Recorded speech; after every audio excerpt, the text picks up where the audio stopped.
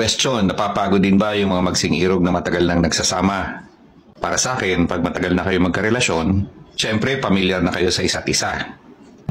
Minsan dahil pagod kayo o pagod na kayo, pwede kayo mag-away sa mga small things.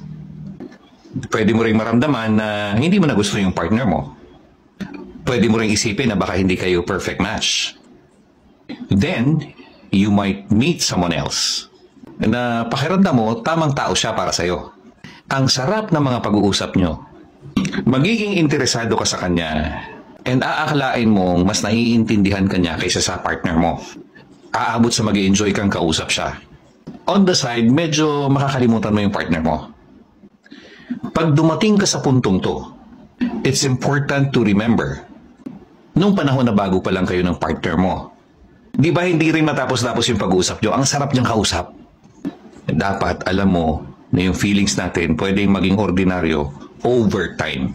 And it's only with people you don't know well that you have a lot of things to talk about. Yung totoong pakiramdam, lumalabas yun pag wala na kayong mapag-usapan. So don't make the excitement make you lose what you have now. You should stick together through the tough times.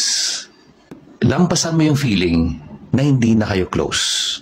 Pag nalampasan nyo yan, marirealize mo na wala pala talagang makapaghihiwalay sa inyo dahil mahal nyo yung isa't isa.